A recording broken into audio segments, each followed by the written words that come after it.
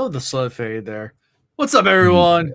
Welcome to season 13, episode 18 of the Will Reads. Woo! Yeah. That's crazy to think season 13. Yeah. Gosh. We've been here for a while. We have. Yeah, we're in the 13th book. Yeah. Ian might be coming. We'll see. We'll see. Part of my shirt apparently is invisible. Oh, that's pretty cool, actually. Yeah. Every day you pop up with something. I got invisible. I got invisible beer again. Oh, well, no. See, there's enough beer in there. It's actually not invisible this time. You drink more. That's exactly what that means. Yeah, exactly what it means. Yeah, screw.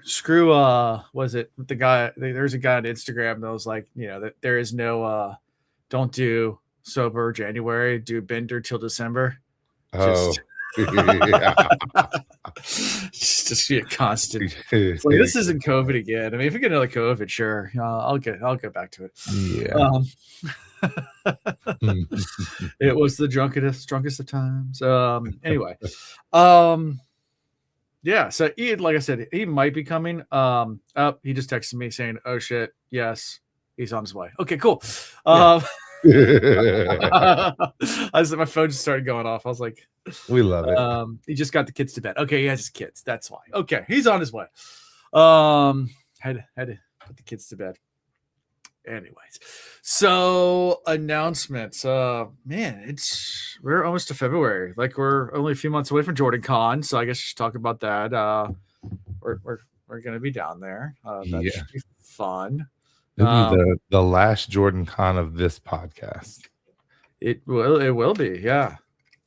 It's kind of crazy to think about. I was talking to Chanel about it the other day, and I was like, "It might not be our last time, but we will be done."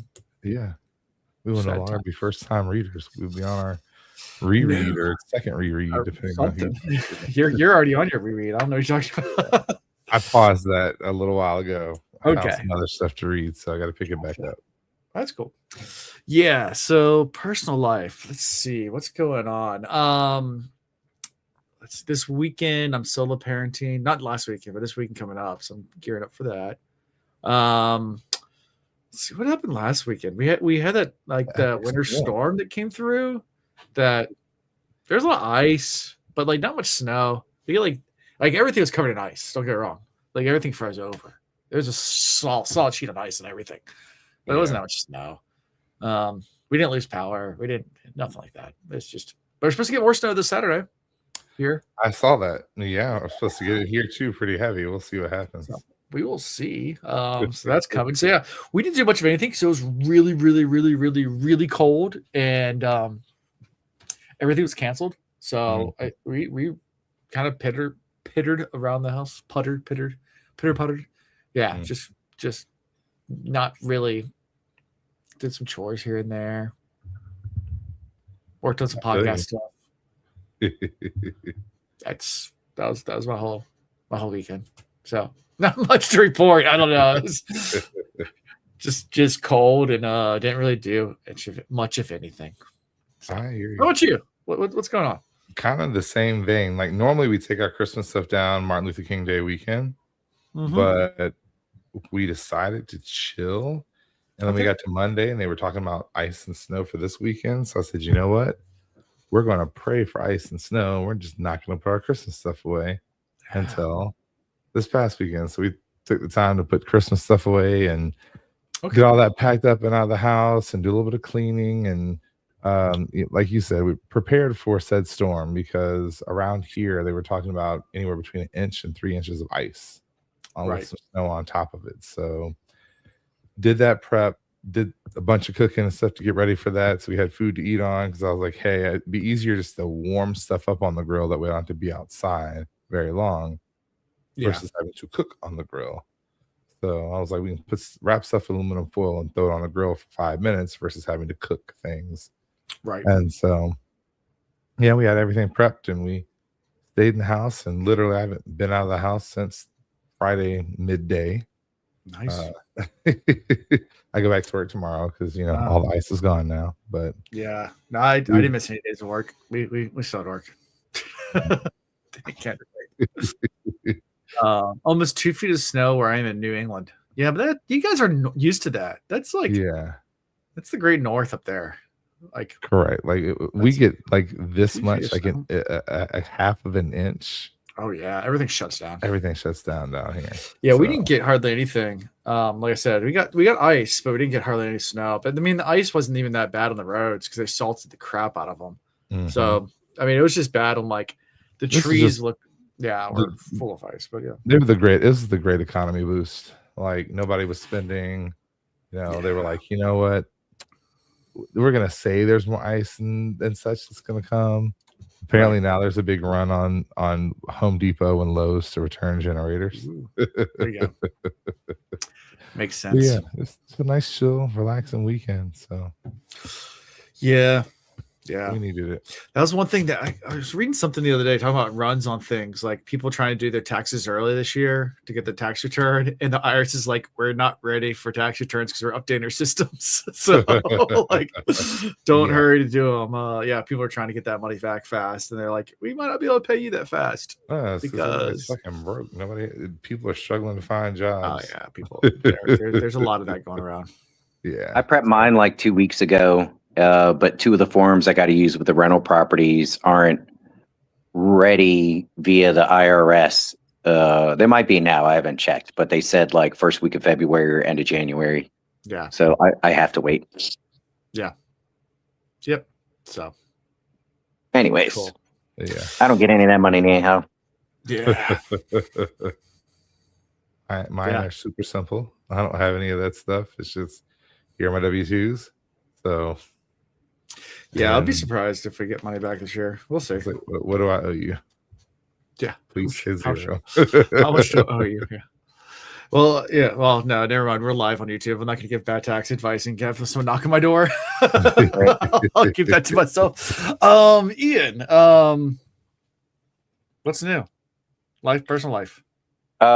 We just need to get to the chapters ASAP because I'm starting to feel it. Sickness wise, and of course Alan did remind me multiple times today, but I forgot we were recording and I already took the NyQuil, so clock's ticking. All right. On to the time. Yeah, I took it right before you messaged me and I went, oh no. All right. So I've been in that situation, so I get it. Yeah. We'll get through it. So chapter 46, because we are almost at the end of the 13th book. What better time than to introduce a brand new character? Yes. We're in Androl's point of view. Which Alan and I had a conversation for about 2 minutes about this before. He seems like such a familiar character to me that I didn't realize he was a new character. We had Androl, the guy who goes by Androl, on our podcast very early on. He's from Norway. Yeah. He does music. He's been on our podcast as a guest. Maybe that's where I recognized it from. Yeah, because it didn't click to me that this was new character. I just figured I forgot him. Okay, I'm glad I'm not the only one. Like I literally was like, especially since when he channels, he sees the shadows coming at him. Like we've seen this before with other people. Yeah, right. And so like him being him being super familiar was just there's too many things that kind of clicked into place. And then Alan was like, new character. I'm like, wait, what? Oh, wait, right. He is new. He's new. Yeah, so we start with him working some leather. He's making some leather things. Liking the leather. So is he a leather worker or is he a forger? Like I couldn't tell. No, I don't think he's forging. I don't think he's blacksmithing. Like forger, like blacksmith. Yeah, so he is just doing leather work. Okay, that's what I think he's just doing leather work. Yeah, and he just enjoys the tranquility of it compared to like destruction that most of the Ashaman are all about. And talks about how he's not really that strong in the power, but he's really, really, really good with gateways. Yeah, that's like his niche. It's like if you're not going to be that strong, they call him like little messenger boy. Because that's all he does. But he's got to the point where like he can make little tiny precise gateways to, like slice things and stuff. Like which is like we haven't seen that. We've seen death gates where they're making giant like chopping. Like I think a Pac-Man's running across like chopping up trolleys. You can use them like as an assassin. Yeah. It's like right next to your head, like inside your brain. It's like Or he can just like use it to spy. He can like put a little tiny one in. Listen through. To spy. Yes. Yep. Yeah. So, yeah. I love the fact that we get him in the middle of his work, and he's talking about being very particular. He said the small thing, make the small things right, because even the smallest thread matters. It's like Perrin chapter. Apparently, it's a Perrin chapter. If you can't be a jack of all trades, like pick one thing you're really good at and just keep doing that. Like just keep on like pounding that. Like, I've worked in sales before, and that was one thing a mentor told me early on. It's like find the thing that works and just keep on doing it over and over again to the point where it's just boring, until it doesn't work, and then find something new. But like just keep on testing new things until you find something that works, and then just repeat. Anyway. Oh yeah. When I worked selling men's clothes, my thing was I don't sell you what I don't wear, and I would literally show you my underwear. The pair that I'm selling you are the pair that I have on right now. And I like them. Yeah, I love them. Joke's on you. I'm free balling. But I'll still show you my underwear. Flash. Yeah. So we also learned that Logain has a kind of a soft spot for him. And that Logain is kind of missing right now. Yeah, he's kind of missing. We get to that too, but yeah, he talks about how he's only dedicated. He's not, but he seems surprised that he even got raised to that because Taim did not want him to, reach that level, but Logain insisted on it. So, because of his skills with gateways. Yeah, I was gonna say he learned how to draw on the power, and he definitely can get high off of that. But his use of it isn't great, except for in developing those gateways. I mean, he used them to like precision cut leather. To make this arm guard. So he is, like you said, good at one thing and very good at it. And he also has the ear of Logain. Not even that, he's got the respect of Logain and Logain's guys, because we very quickly kind of get the realization that there is this really big divide going on right now still. And it's just spreading between. Yeah, chat says he's a goat. Oh, yeah. For sure. He's a goat. Yeah. Anyway. For sure. So yeah, and he's walking through the Black Tower grounds, and he just notices kind of the contrast of everything that's going on. Like there's a group of people just blasting. I mean, they came in just blasting everywhere. They're blasting out like I guess a new trench or whatever. My name is Tim. And like very carelessly too, and he notices the children are playing like the freshly blasted out trenches and stuff like that, and he's like, this is something I thought I'd never see before. Just the juxtaposition of like how he was raised versus the reality he lives in now. As growing up, he said, I was never scared of the dark, I was never scared of things that bump in the night, but I was always scared of men that could channel. And now that I'm surrounded by men that can channel, I'm scared of the dark. And like just the shift of everything. And we very quickly like understand why he's afraid of the dark. I mean, kind of stepping back for a second, he makes a statement that everything that's happening here now is all a part of the training, even making this trough so that they can get water into the city here. Push Black Tower harder and harder. The Black Tower is very quickly becoming its own city within itself. Oh yeah, 100%. 100%. So like they realize the water's necessary, but the Mahal realizes like this is a good way for them to practice honing their skills. And he even like draws in the power and shows the younger men like it's not about how big it is, but knowing how to use it. Not the motion in the ocean. No. Yeah, I mean, when Androl goes down and inspects the trenches, he's just like, yeah, you guys are doing a good job digging this, but you guys need to pay attention to details. Like you need your edges to be straighter, because if you have those clumps on the side, the water's going to run past it, just make it all muddy and fill it in. Like you have to make it so the water flows nicely. You want it to flow.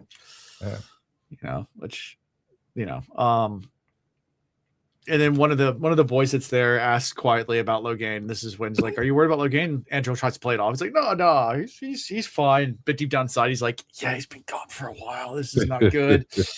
Like he should have been back by now. He's been gone for quite some time, and he's worried about the Aes Sedai that are outside the city that are picking up Ashman, but never the ones that are close to Taim. Taim won't let him touch the ones that are most loyal to him." Mhm.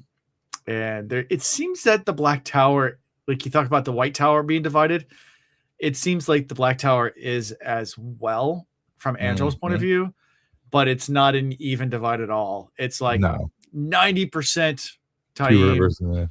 Taim, and then like not even 95%, and then 5% people that are like, something's not right. Uh-huh. Well, Yeah. and It's during the- the good. I was gonna say, it seems though the people we run into that are picking on our guy here, they're hot headed.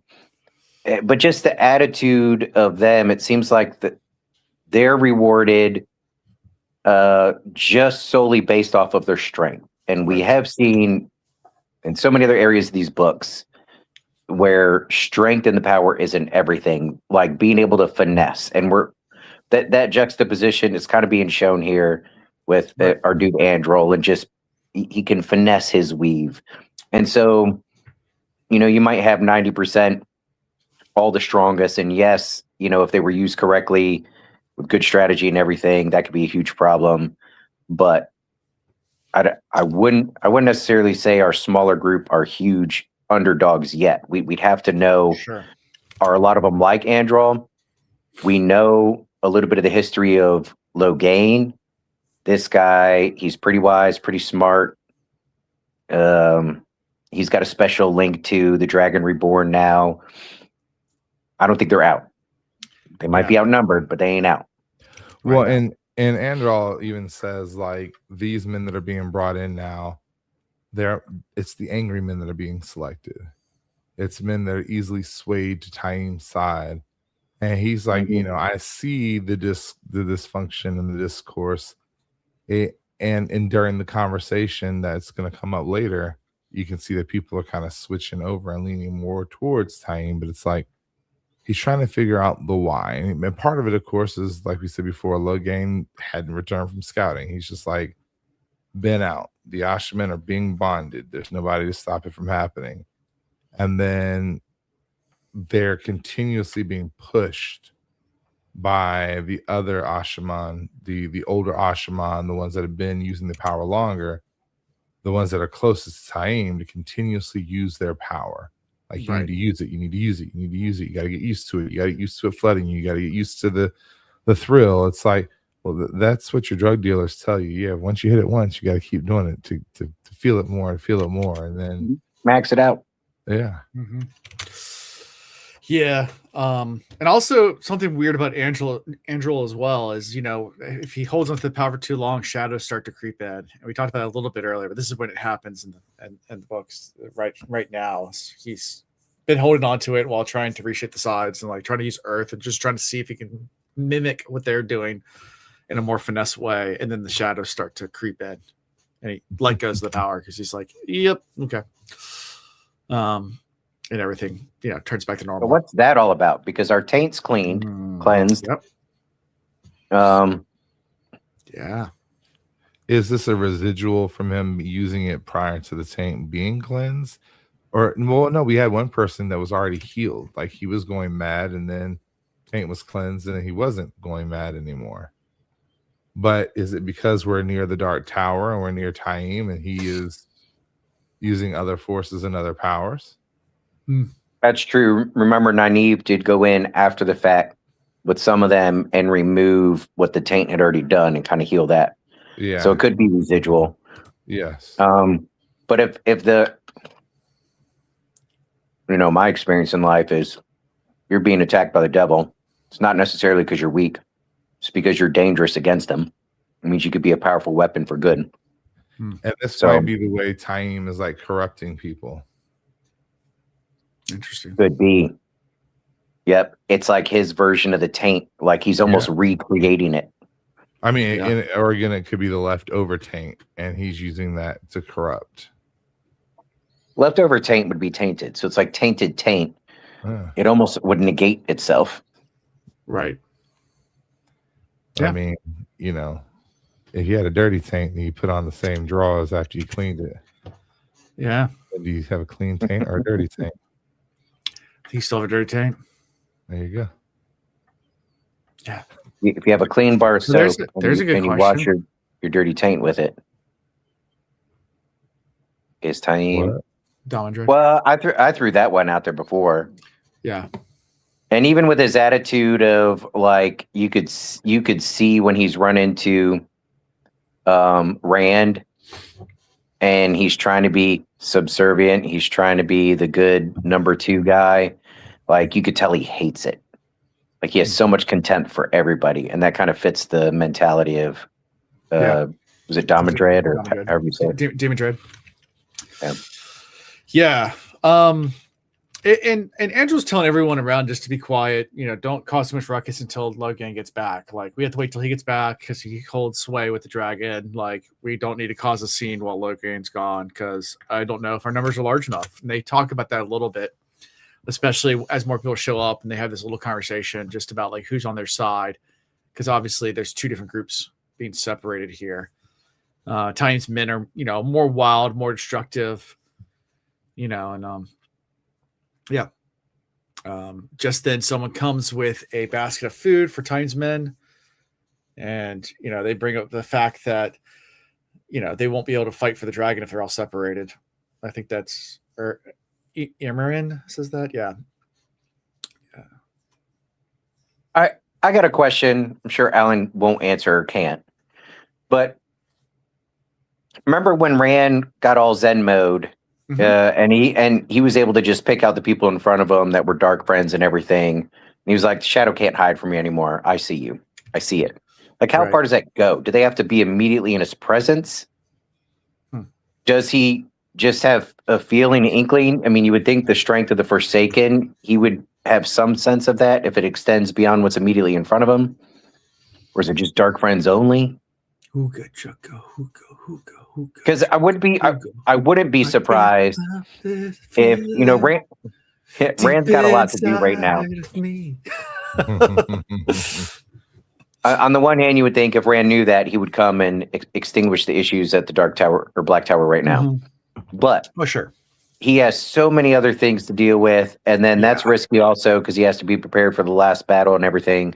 I could see him though, if he recognizes what's going on just through feeling, because he's all Zen mode, making contact with Logain, and maybe that's why Logain's away, and because Logain's been given the heads up.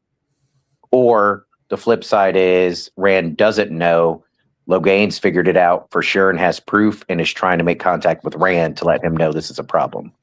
Right. That I feel like that's more likely, but I do feel like we might have a link up Logain and Rand. Okay. Interesting. Sure. I don't know, but we're gonna stumble into Elayne tripping over the Black Tower. So maybe wait, you have Elayne with Morghese that link up with Logain, and Logain and Morghese have history. Maybe that's where we start connecting dots. That would be better writing. Interesting. All right, let me stop. I'm ruining the show. I'm just rambling. I'm just making stuff up now of what I want to happen. So right around this time is also when Androl gives the arm guard that he was working on, the leather arm guard for Joneth, for his bow. In case you've never done archery, it's nice to have a nice little leather arm guard. Otherwise, kind of necessary, actually. If you can hold a bow in a way where it doesn't, but you can't get max draw strength if you hold it that way. And more modern bows and recurves and stuff like that, you can almost get away with it. But like your straight long bows, the amount of tension that's on there, the force that is used when that thing snaps, and it snaps when it snaps the close, it's very close to the bow itself. Avoiding your wrist, from getting slapped, or the inside of your arm, very tough to do if you're trying to be a good shot. Oh yeah. So you're not wrong, Alan. You could avoid it, but you're going to suck at what you're doing. Right. Like, yeah. It's better just have an arm guard. Correct. Because otherwise that will take off flesh because it hurts. If you ever fired a bow without an arm guard, it hurts. Yeah. I used to shoot a lot when I was younger. Yeah. In fact, that's what I'm getting my son for his birthday. His birthday's in a week. Is it now? It is. So happy birthday, Ian. You're not my son, but you have the same birthday. So I can't forget Ian's birthday because it's my son's birthday. Just different years, obviously. But yeah, I'm giving him a bow. Nice. Is it literally a week? What day is it actually on, Ian? It's on the 6th. The 6th? Yeah. Oh, okay. So it's not quite a week. It's a little over a week. Right, but Almost. yeah, I'm getting a bow, and then we're gonna go to the archery range here in town and sign up to that'd be so fun. shooting. I hope he some enjoys it. elementary schools around actually I hope have so teams too. now. Yeah, I hope so too. I hope he really enjoys it. It'll be fun. It'll be good for him. It will Aim be. small, miss small. Yep. And right around this time is when Cotterin shows up, talking about how they're just wasting time with this bow and arrow stuff. It won't do them any good. They need to work on the power and not be working on shooting bow and arrows. And Did we talk about Demaria already? Demaria. Demarin? Damar. The nobleman? I don't know. Did we? No, I don't think we've mentioned him yet. But Okay. he's another person who is assumed by Androl to be a nobleman because of the way he talks, the way he acts. Sure. And holds himself. But he too is another like low gain loyal and very much is trying to help keep the younger men at bay, but also encourage them to train and work hard. I don't know if he's going to be important or not. Yeah. But I want to make sure we at least recognize him because he is there. Yeah. Okay. Doing his thing. But yeah, Cotteran or whatever, he's like kind of like the bully. Comes up and he's like, "All right, Taim, show me how kind of power you can use. Go ahead and embrace as much as you can." Is that it? He's like, "Draw the power and break that stone." Yeah. And it's like, I can't break the stone. He chips it. He does manage to chip the stone. Yeah. So there is that. If he was smart. And then he kind of makes a comment like, maybe it's better you do keep on practicing that bow. How weak you are. I feel like if he was smart, then he would have made a gateway into the stone sliced it. Yeah. That would have been my answer to it, but hey.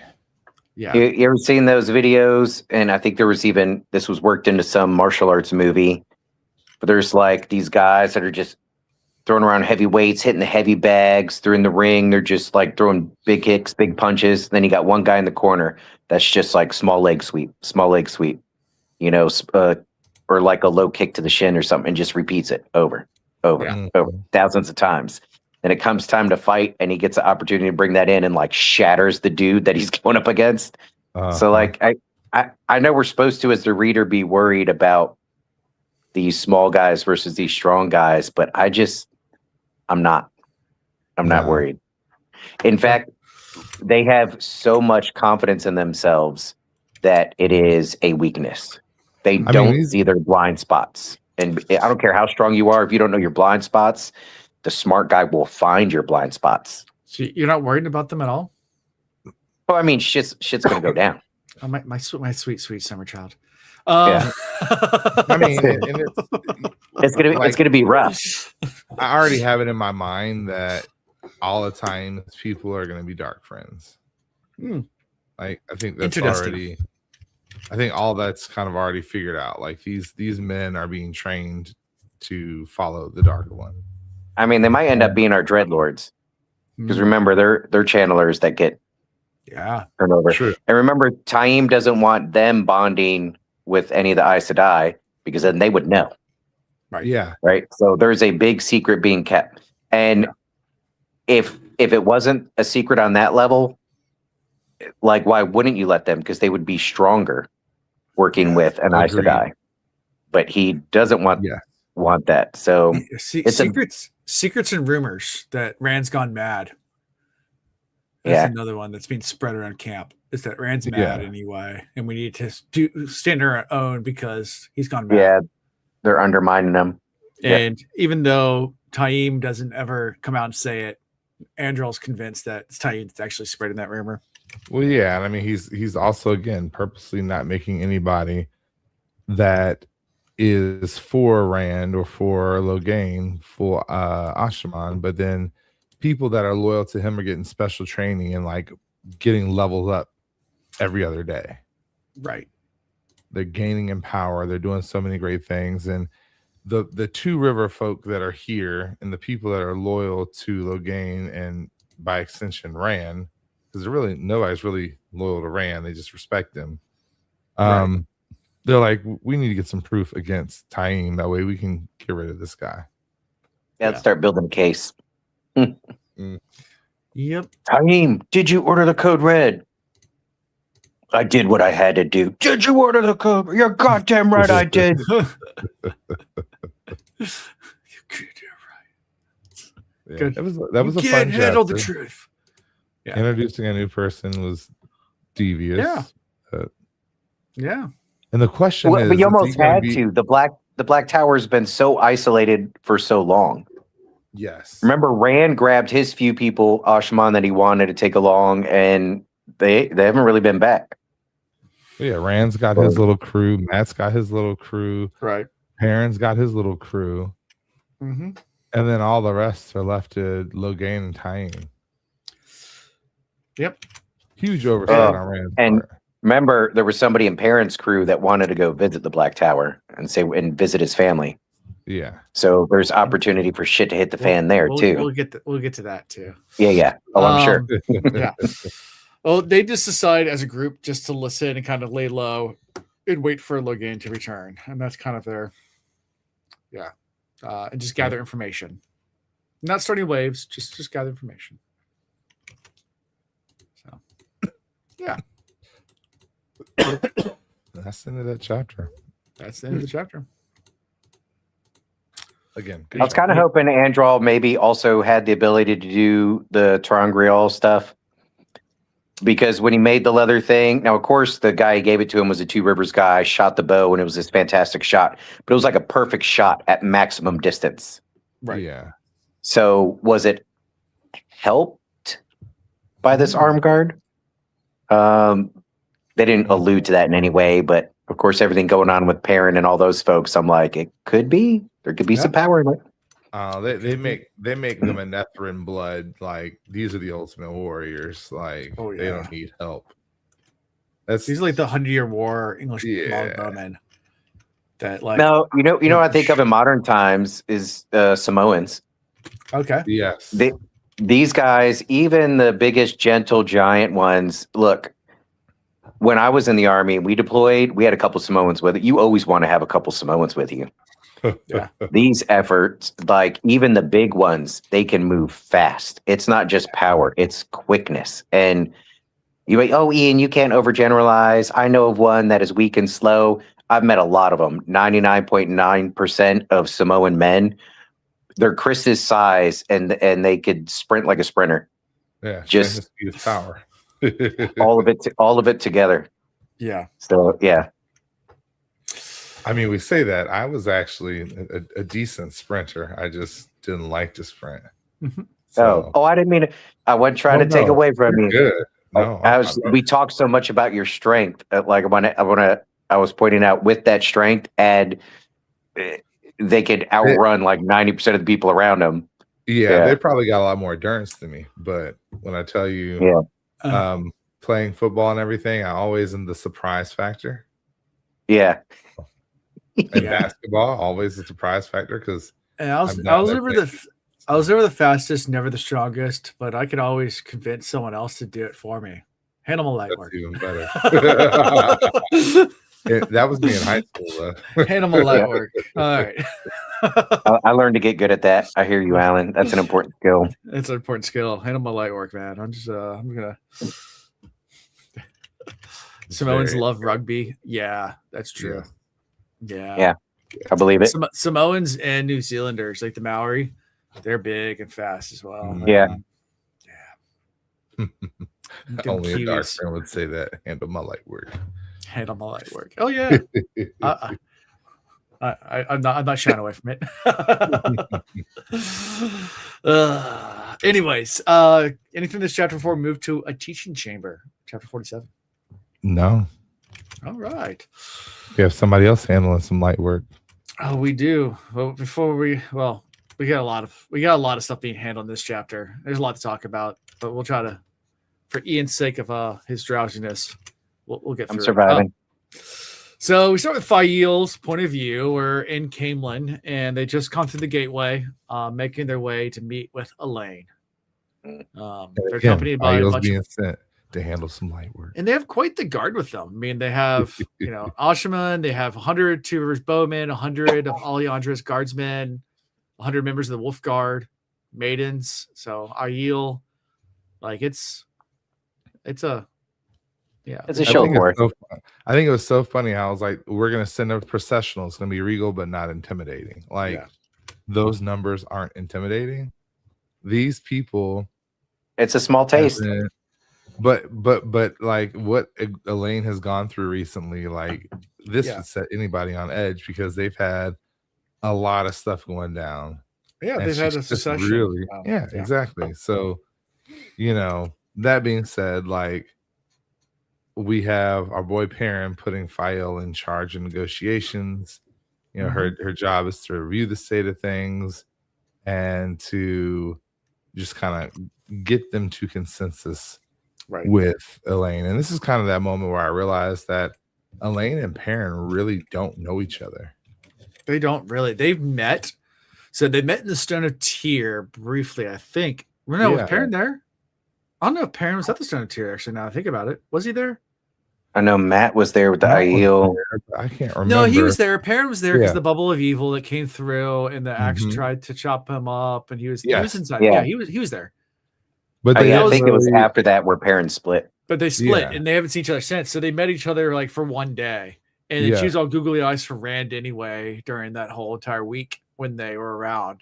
And Perrin was just starting to hang out with Fael, I think. Yeah. Yeah. So it was very much like we've met, but like we don't know each other.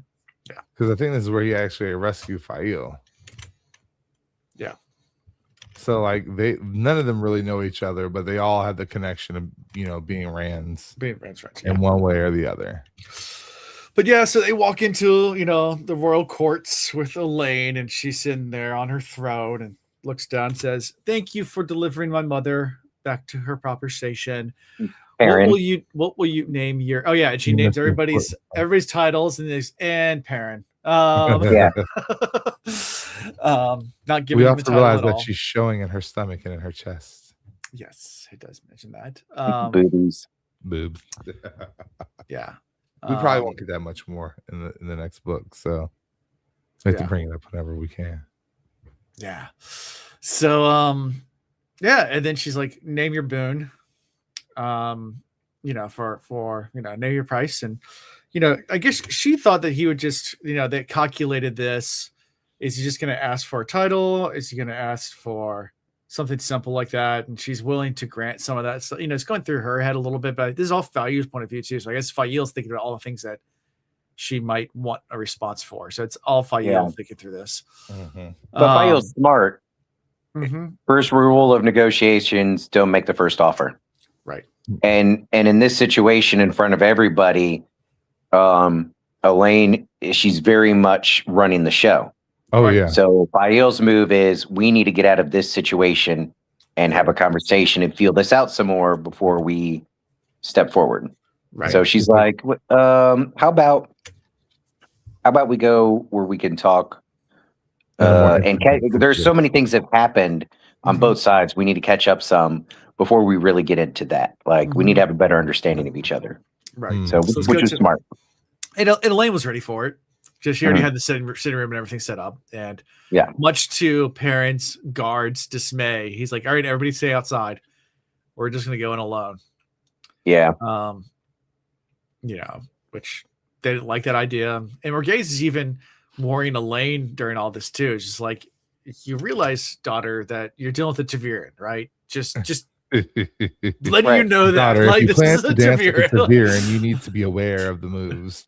Yeah, you need to be, you need to stay on your toes because you could be Taviran very easily right now. And Yeah. It's a humbling experience. And yeah, is very interesting because Perrin and Fael were both kind of taking things in. So they realized the dragon throne was gone and the lion throne was returned. And then they also realized that like when they went into said room, they expected there to be obvious places for protection. And Elayne kind of like does something with her hands to kind of show off her ring, and then they're like, "Oh wait, she's Ice." And then she moves the tray over using the yeah, power. she like brings the tray to herself, and look what I could do. Yeah, look what I could do. Yeah, Fael saying, "Well, we know the person who they says isn't the father isn't the father. So I bet you the father of these kids is Rand. So we really need to step lightly and." Yeah. And literally the first thing that Elaine's like is, why shouldn't I execute you guys like all right here, right now? First thing she says, like, so why shouldn't I just kill you right now? Like, Elayne is so far behind. So far behind. Yeah. I can say both of these things for me are true. This whole iteration, this chapter is good. Important things happen. Yeah. It annoyed the shit out of me. It's back to like what I said before. It gave me PTSD from the doldrums of a few books back. The politics and shit. All the shit that doesn't matter. I don't think Elayne realizes. Morghese never comes out and says it. But I feel like Morghese sees it. If Elayne doesn't play this right, Caemlyn is done as the center of Andor. Right. And eventually out. The only hope she has is that Perrin doesn't want it. Yeah. Right. So all this posturing of, well, tell me why I shouldn't have you executed.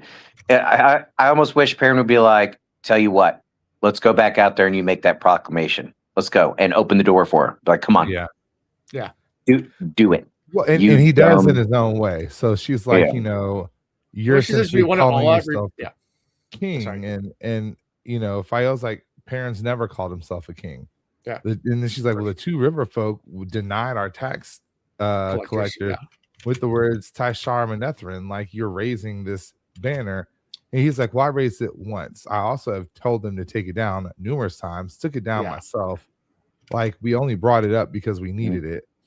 And the fact is, like, for hundreds of years, you guys have not sent a tax collector, and you never helped us anyway. So, like, we were invaded by an entire army of Trollocs and did one single bit of your shoulder to protect your own realm. We built our roads, we secured ourselves, we had our own trials and justice, and we took care of all of that. So you want taxes, but like, what for? Yeah, you're not protecting us. Yeah, and I agree. There is a little bit of like Fael or Elayne kind of playing or trying to play Fael and Perrin here, but very quickly Elayne realizes that she and Fael are on the same page. Yeah. And part of that is mommy dear stepping in and say, daughter, again, talking about messing with Tavir. And she said, I said I would speak on their behalf. And I know Manethrin will not rise, but we also want you to know, or I want you to know, daughter, like we don't want war with them. Like his people have raised him to where they are. They have taken care of their own situations on their own. Right. They do have a pretty large army. And so it's like, let's make them a high lord. Not to mention they have their own allies too.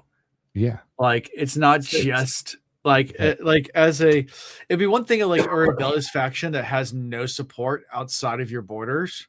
He has kingdoms pledged to him. So it's not just this little two rivers.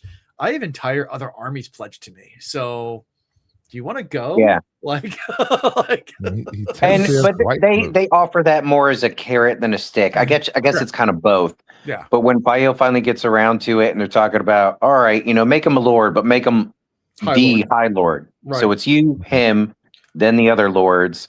Right. So what's the advantage of that? Well, we have kingdoms pledged to Perrin, and if he's pledged to you, then they're pledged to you. Right. And Elaine's looking around like, wait, what?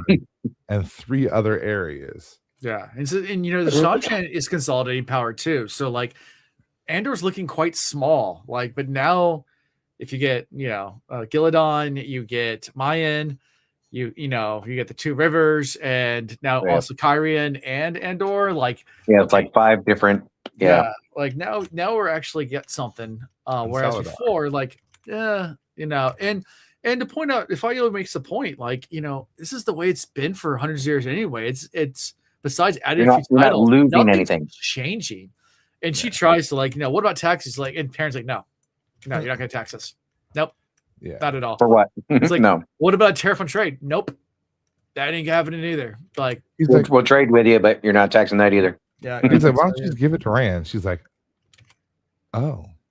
Yeah, I think it's more gays that actually suggest letting Perrin rule the two rivers under supervision of the Queen. Yeah. And then that's where they come up with the idea. It's like, well, how do I make you High Lord? It's like, well, how about we just make it like Rand's province, but then Rand gives it to you as his steward. Yeah, he's like, I'd much rather have that title. And Perrin's like, yeah, that works for me. I don't want to be a king or lord. I'd rather be a steward. That sounds great. Perrin's like, he said, that and go back to my forge. And they even had a solution on the taxes just so they can say they're like everybody else. They are going to collect taxes, but it stays just for them. And the steward makes the decisions on it. Fayo's told, you can call me Elayne now. Like, we're working this out. And she's like, you know what? I'd love to have one of your children too. He was like, wait, what? Well, then before they get to that point, she asks her, like, you mentioned Saldea. Where are you in line to the throne of Saldea? She's like, I'm second in line. Like, that's a problem. Because then Saldea can claim the two rivers through marriage rights. And they're like, okay, so what we'll do is if that were to happen, where Fayola sends to the throne of Saldea, Perrin will step down and name one of their kids as the new steward of the two rivers. Yeah, and that's where Elayne's like, actually, I would like to have one of your kids too marry one of my kids, because I think that would be a great. And Perrin's like, absolutely not. Like, no, that's not the two rivers. No. We're not. That is not what we're all about love. We let our people do what they do. Yeah, we're not doing these arranged marriage type things. It's like, and Fayol's like, we can kind of coax it. Yeah, we can encourage it heavily. It's interesting though, because they have no kids. There's no conversation about kids, no plan for kids. And Fayol's like, we'll figure it out. She's ready.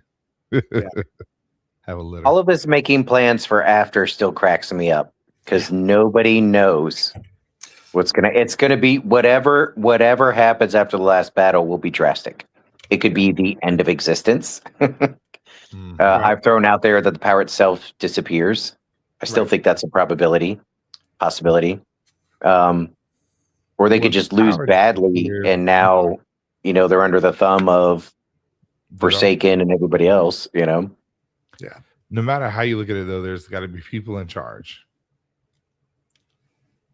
And so they're all positioning right now. Unfortunately, a lot of people believe that. Yeah. I don't believe that, but I hear you. Yeah. And then after they finally hash out the details, they all agree. Fayola then asks where Rand is. And Elayne's like, it's not so much of where he is, but where he's going. So, yeah. Egwene's Arlen's seat, by the way, and Fayola's shocked and looks at Perrin. Perrin's like, yeah, whatever. He's like, that actually happened? All right, that checks out. And tells them that he's planning on breaking the seals, and they're like, oh, that might not be good. Yeah. We got to stop him from doing this. I don't know if Perrin will get full on board with the stopping him. I think he's at the point of like, look, at this point, we just need to trust the process. Yeah. I could see other people being freaking out about it, but yeah. Now, I can't remember if it was mentioned here or mentioned later. So I'm going to go ahead and mention it now, because I think it was already mentioned it and we kind of spoke over it or didn't speak about it. Which is? Perrin wanted a gateway open to the Black Tower. Yes, I think that's here. Or either that or when he's talking with Mat. But yeah, but it wasn't Perrin, it was Grady wanted to go back, and he said he couldn't. Grady wanted to go back, and Perrin said yes, and then Grady told him, I can't open a gateway to the Black Tower. Gateway to the Black Tower. So does Taim have a spike? There, that was where I was going. Does Taim have a spike? And how many more spikes are out there? Maybe Taim going through all these guys found one like Elayne that can make stuff and made one. Could be. Yeah, but anyways, he either has one or something that does something very similar. He's got a spike. There's so much you can introduce at this point. I feel like the spike has been introduced. It's in play. There could be more than one. Let's call it that. Yeah. And then we switch to Tuon. Fortuana. Before we jump in that, I got to throw it in somewhere. We've mentioned it before. Remember early on, I was talking about how, like, the first time we saw Trollocs, we were like, oh my gosh, this is the most ridiculous, crazy, horrible thing that you could possibly fight.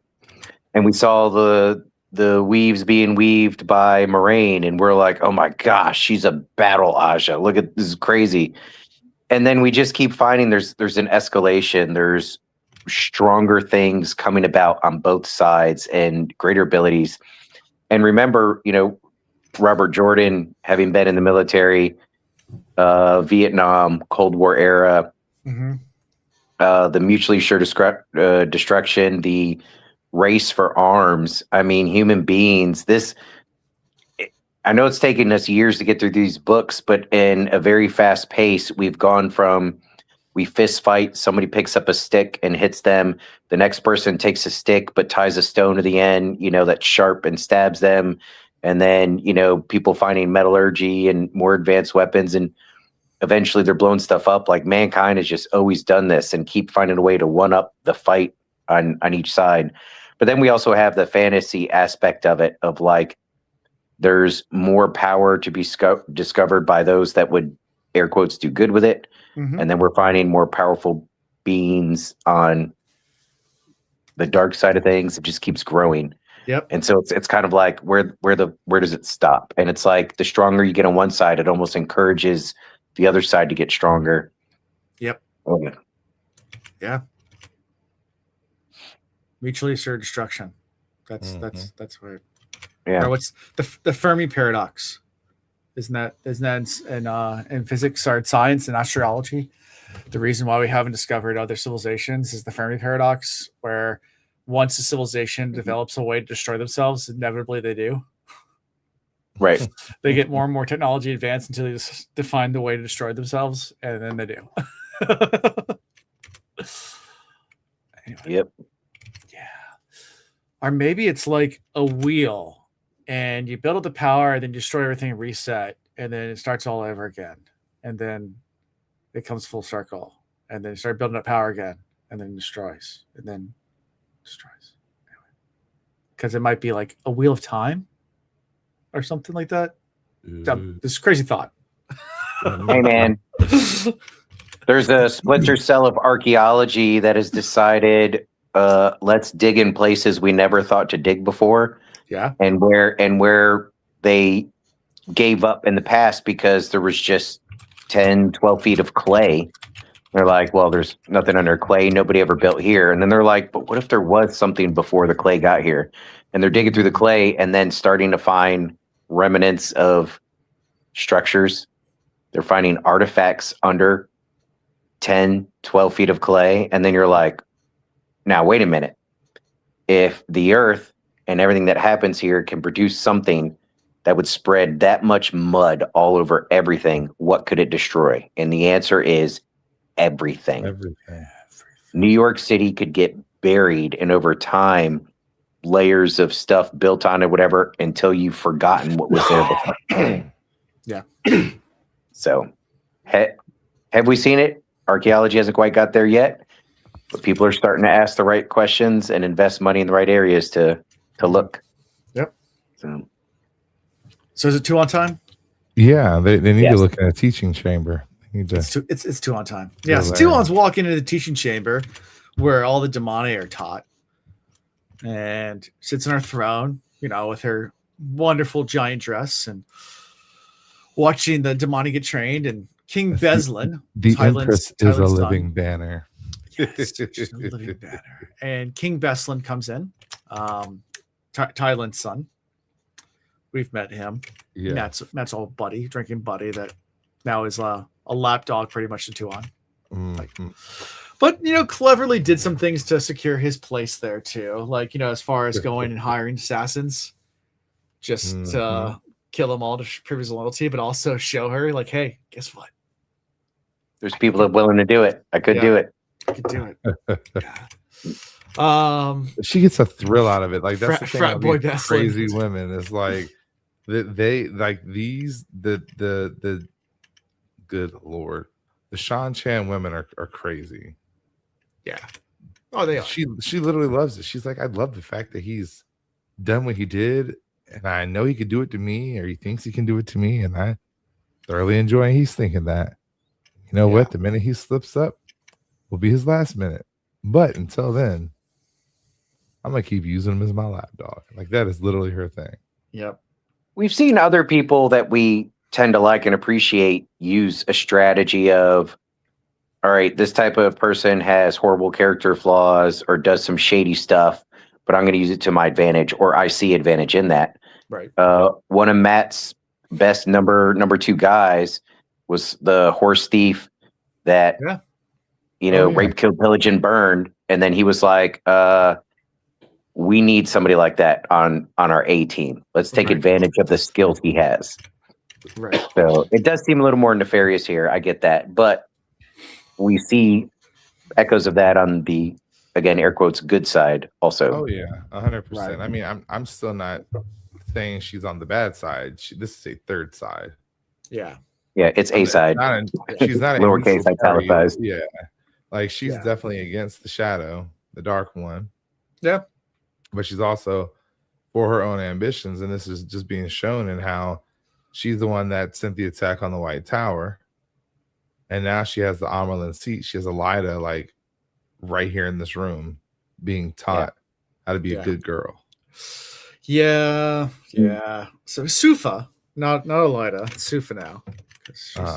She's a good demon. Well, no, Sufa sucked with freedom, and guess what? She sucks as somebody's bitch too. She's sucks. Like, I'll give you 20 in my place. Send me back. I have a prominent position, and you guys trying to throw others under the bus. Ugh.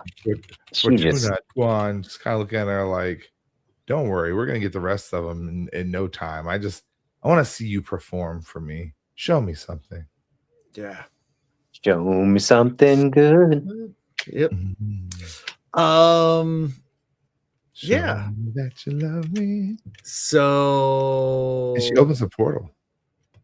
Yeah. She has before she does that, she tries to throw the rest of the White Tower under the bus. She's just like, let me free and I'll give you everyone. Yeah.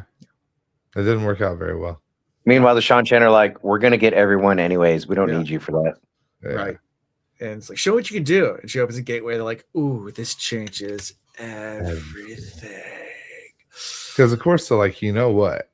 That gateway could be opened up onto our side. So we need to make sure we're watching out for that. But at the same token, if we can teach all of our people to do this, then we can take over in no time. Yeah, she brings in like her top military strategist and is like, look at this thing we can do now. And he's like, oh shit. She's like, does this change things? Like, give me a list of impacts right now. And he's like, I have so many questions. So before I answer that, can I spend some time studying this? But I could tell you up front, if this could be done by multiple people, for us, it changes things. But against us, everything, every strategy we've had, everything we've been doing, all of our routines, everything is wrong as of right now. Yes, everything Galgon, changes. is that how you pronounce it? Say his name, Galgon. Galgon, take me away. Yep. Yeah, but a wise answer. This type of ruler, you don't give a hasty response to, and if you have to, you're screwed, right? Make sure your response is accurate. Yeah. And he looks at this and he's like, look, you asked a simple question, but this is potentially a very complicated answer. Right. Let me get some time to look at this. But just so you know, everything changes. Yep. Well, she's like, here we go. I can imagine I'm going to have to rotate chambers now. It's almost like an inconvenience to her. But then she also is like, there's at least 100 Damani in that White Tower. I want all of my Damani trained in this skill so we can go get them. and we will strike soon. Well, you want to take over the entire tower. They're like, yep, we'll just take everyone because we need all the Damani we can get for the last battle. So, well, I mean, at the end of the day, she's thinking on a two-step approach. She's got to take Rand on first, then she's got to take on the White Tower. She's no different than Elayne. They're the same. Yeah. Elayne's the exact same. Yes, we must go to the last battle. Yes, there's so many people more important to me than the last battle. But the only way we could go is if everybody's following me. That's the way to go. Yeah. See, we could shrug our shoulders at the Sean Chan here and be like, gosh, they're really missing the mark. But I have the same feelings when I read that shit about Elayne. I'm like, woman, you are not understanding what's going on here. If anything, you should get behind your Taviran. You should follow Mat. You should follow Perrin. That's who you need to be following. Mm-hmm. But anyways, nope. No different here. Yes, they want to fight in the last battle. Yes, they think all that's important. Right. But follow me to do it. Oh my gosh. Get out of your own way. Yeah. And everybody else's. Yeah. But nope, she orders them to go ahead and get everything ready right now. Now they know how to travel. Let's get the whole armies ready to go. We're going to go take the White Tower now. Because this is going to end well, right? Well, do you know where the Sean Chan keep their armies? In their sleeveys. They put their armies in their sleeveys. In their sleeves. I caught that after. I got it. After the smile. That's why I smile. Because I can't laugh now because everybody will know I'm behind.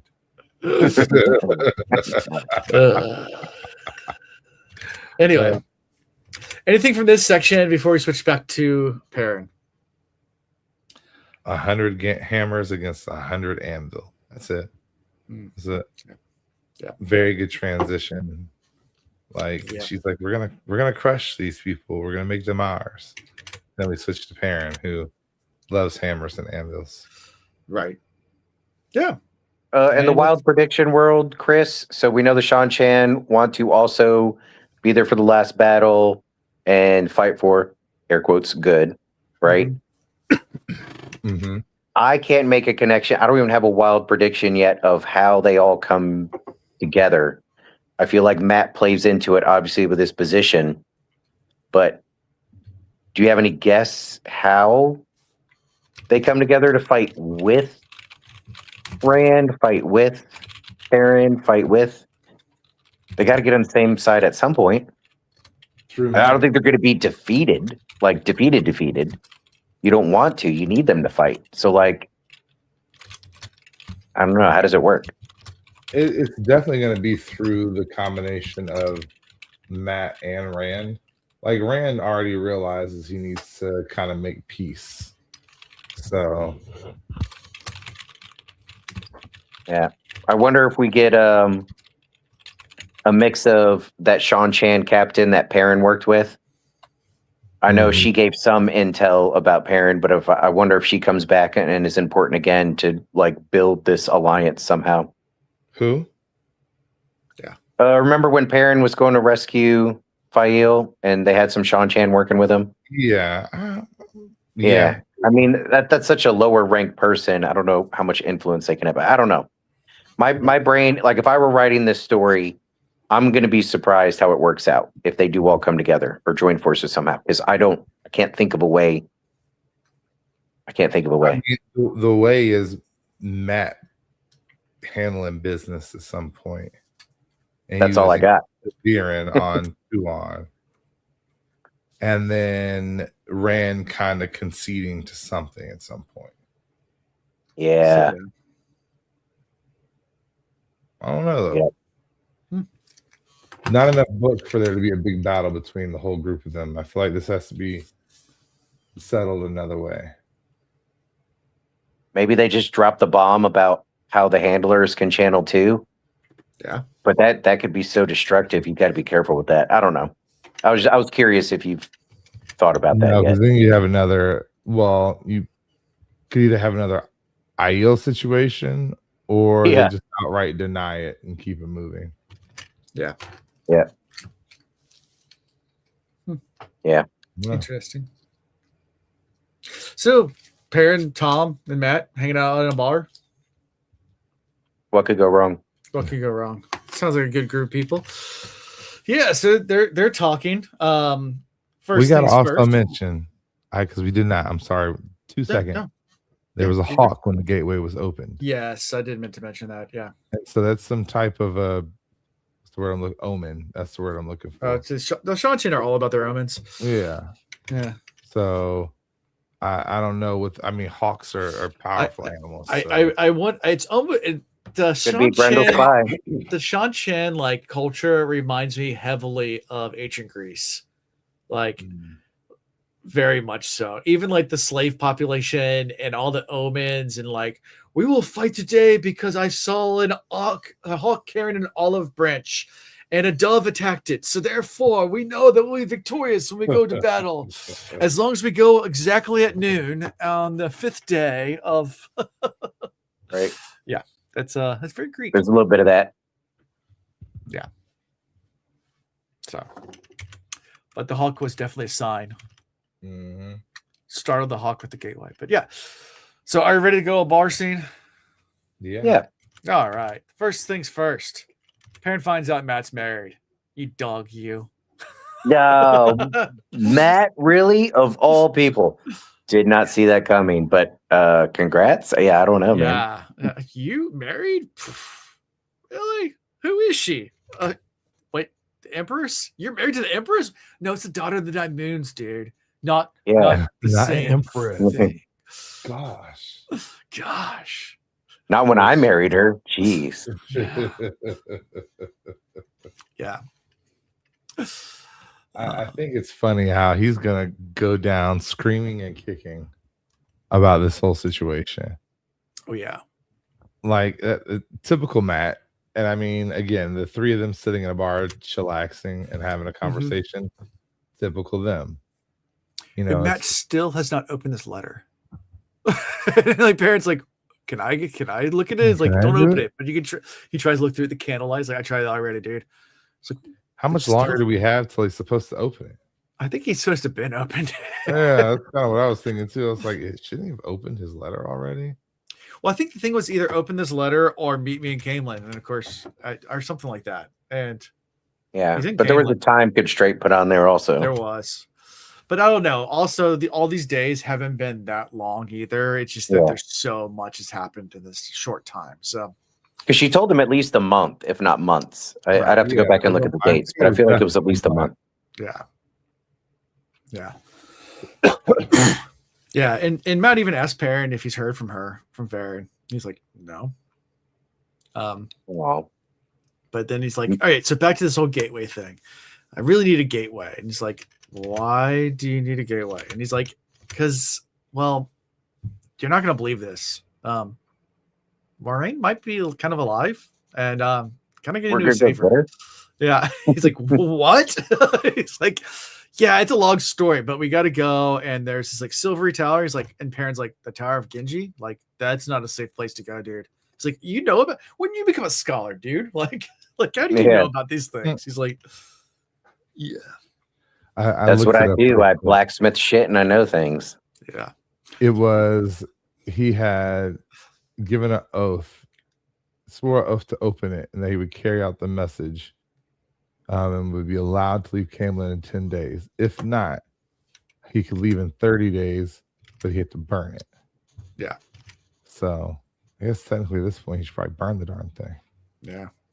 Oh, gotcha. So anyway. Yep. But then, yeah, so brings the plan, and Perrin's like, I can go with you. Mm-hmm. He's like, nope. Perrin is itching to get away from his responsibility. Even though he's fully taken on all of it, he's like, I'll go.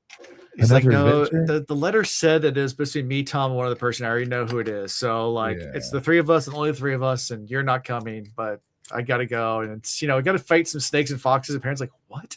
He's like, yeah, the old Snakes Fox game they used to play as kids. By the way, they're real. They're real. They're in the tower. I've met them before. And they are assholes. Yeah, and I've met them before. I do not like them. I got a bone to pick with them anyway. So we're gonna go in there and wreck some shit. Well, we know that Perrin knows of the tower because of the wolf dream. and he could feel the evil from There you the go, tower. Nakomi. There is nothing important in that note. Just burn Nakomi, you're here. Hey, Nakomi. it. Just burn it. There's nothing important in that met letter. you a couple weeks ago. Yeah. Well, yeah, I meant Nakomi from the We books, thought yeah. about you. Yeah, Zul's here too. Oh, Yeah, Zul, what's Yay. up? I haven't seen We got Zul the in whole, a we minute. got the whole, yeah, we got the whole party here. Yeah. The old team back together again. The perfect night for me to do drugs. I love it. Take some good time. NyQuil. Yeah. Fun times.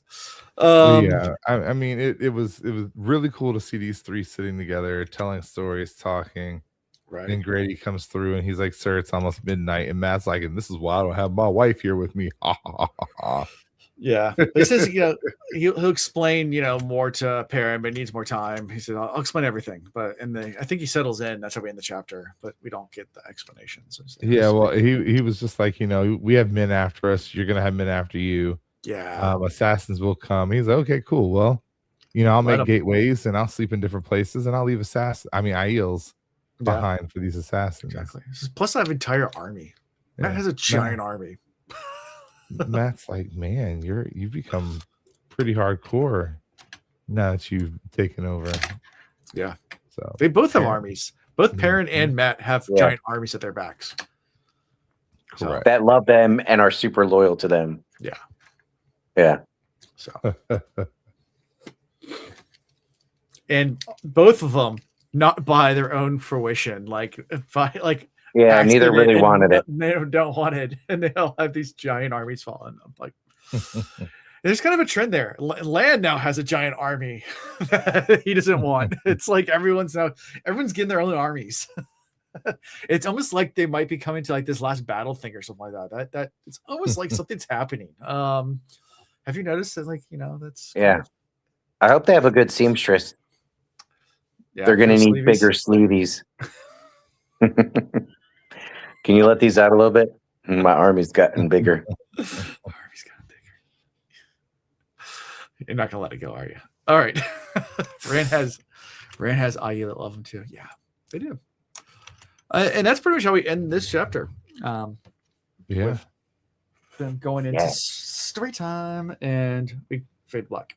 So, yay! These are really good chapters. They had a lot of good. Made it through without Ian falling asleep. I feel so good right now. I'm sure you do. See, I hate the NyQuil sleep though. Like I go to sleep and I sleep hard, and then I wake up feeling like I didn't sleep at all because it just went too well. Yeah. Yeah. I feel like I close my eyes. Hopefully this works. I don't work tomorrow, but my kids do have school. They have a 2-hour delay. Really? So where's Nynaeve? Nynaeve is an army by herself. Alan, that is the right answer. I was about to say it, but I was swallowing when you got to it first. Nynaeve is her own army. Is her own army. And we laugh about that, but think about it, and then no, she is. Yeah. That's enough. I mean, technically she's an Aes Sedai, and she's the wife of a king. Yep. So let her link with a couple of folks. Oh, watch out. Oh, yeah. Watch out. Oh, yeah.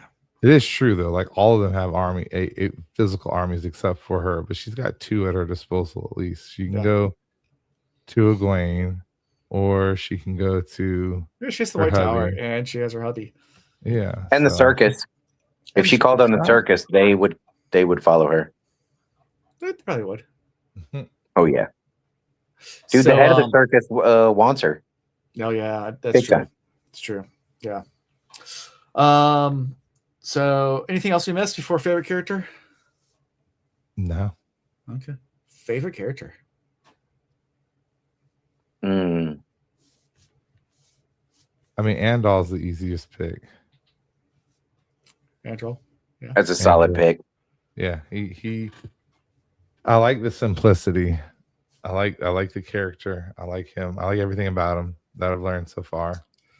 I like you said, I feel like he's gonna have like a Doman Bale type story where he's gonna fade for a little while and then he's gonna do something important for us. Okay. It'd be critical. Simply because he's already had like a spotlight. Okay. I think I know we don't like picking the same one, but like that's gonna be my primary pick. I think it has to be. But then there's so many honorable mentions, even people not directly in here. In that story, like I want to give a shout out to Logain, and he's not being subversive. He's not a direct threat to Taim, but even the people, you know, that are not in the in group recognize that he's kind of the leader of the resistance, you know. So he's sowing seeds on the behalf of air quotes good. Yeah. We can give it to more gays. More gays, yes. That was my other. Yeah, Fail's decent, but I like more gays. Follows through on her word. The true voice of reason. She was in a position to recognize, like she knew what Elayne was really trying to get at, and she had a good idea what Fail and Perrin were trying to get at. She was the first one to recognize that these folks don't even know it, but they're on the same page. They just need to say it out loud. Yeah. Right. And Morgaze really massaged that just right. Yeah. I'm gonna pick Oliver just so he feels better about his heart being broken with Mat leaving him behind. Yeah. When that happened, I wanted Oliver's got a role to play. I don't know what that role looks like because I thought he was going to the tower. I thought he's gonna buck, and we don't know. He could still buck and go to the tower. He's gonna make babies with Brigitte. Okay. Or he could make babies with Brigitte. He could be Brigitte's man. Still a little kitty right now. But yeah. Huge. I mean, a couple more years and puberty will hit. And there you go. Yeah. Who knows? But I do feel like this child has a major role to play, and we just don't know it yet. Okay. I don't know if it's going to be involving the Tower Genji and that. Well, we know only 3 people can go. So, like at this point, I'm thinking wherever he's going to be left in Camelin, and so it'd be like, I don't know, somebody's going to take a liking to him. It could be more gays, it could be Elayne, it could be any number of people. It could be Brigitte. This is really, I mean, I have not agreed with Ian the whole time about this being her boo thing reincarnate, but he could be, and he can make a connection with her. But he something he does is going to make a big difference in the story at some point. That's my thought. Yeah. I hope we haven't really had much of this. I hope he's not one of those characters that you learn to love and we know that Mat's super attached to, and then something really bad happens to him. No, just to like spiral Mat or something like that. That would be. Yeah, I hope that's not. There's only one book left. That's not going to happen. And half the book is one chapter, just battles. So people are going to die, Chris. I know for years they really haven't. Like they'll die and come back. We've had a couple deaths sprinkled in there, but like nothing crazy. I mean, Hopper's the biggest, most recent crazy, shocking death. But it's got to happen. There's no way we can get to the end of this and everybody walks away. Yeah. And unless at the end of it they all wake up from a dream and this was like a Matrix scenario or something. Read and find out people out there. Yeah. Rafa. Sounds good. Well, next week we'll be doing 3 chapters. We will be, for our patrons, live reacting probably, I think on Saturdays when I'm planning on doing it, Saturday night, if that works for everyone else. The very next chapter? The very next chapter. Yeah. Okay, so don't read tomorrow. Don't read tomorrow. Yeah, okay. The very next chapter, near Avendesora, is the next chapter. That's the title of it. Nice. And then we'll do Court of the Sun, and then Choosing Enemies. Near Avendesora. Near Avendesora. Is this a tree reference or a gateway reference? Well, Avendesora is the tree that's in Viridian.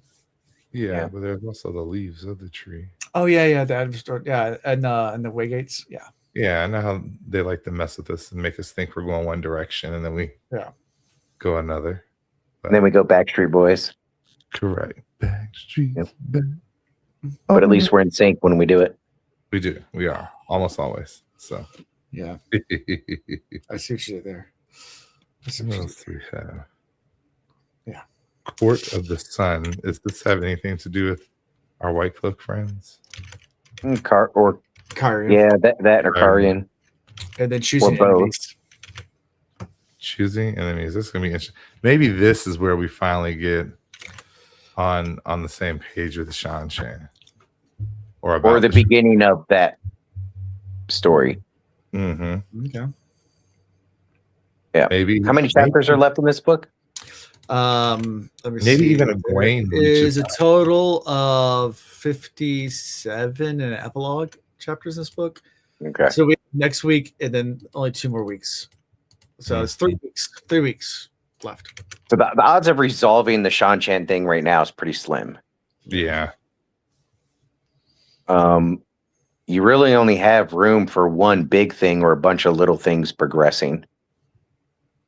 I don't even know that we're gonna get Moraine by the end of this book, but I think we're gonna be on mission at least. Yeah, this could be that cliffhanger book. This could be the Empire Strikes Back type book where it ends shitty across the board, but things are put into place, you know? Okay. The One Left Behind The One Left is one of the chapters. It makes me think of Moraine, but she wasn't really left behind, was she? She kind of chose to go. But anyway. Maybe there has to be a trade. Maybe there has to be a trade for her to come out, and Tom stays back so she could come out.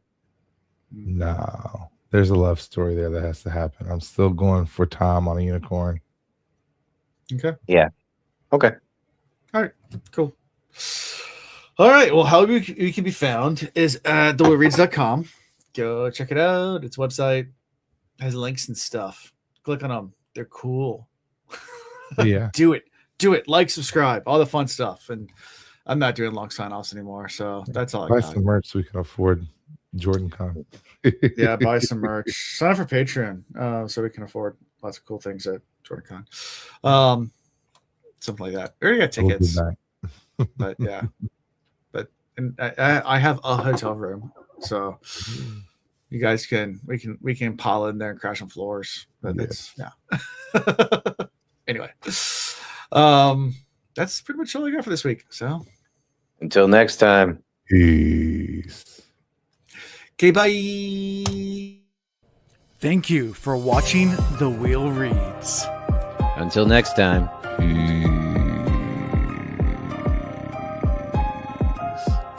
Okay, bye. Get your Coast Guard certified life-saving device ready and strapped on. Oh, where are we going tonight? What kind of strap on you talking about? Sure.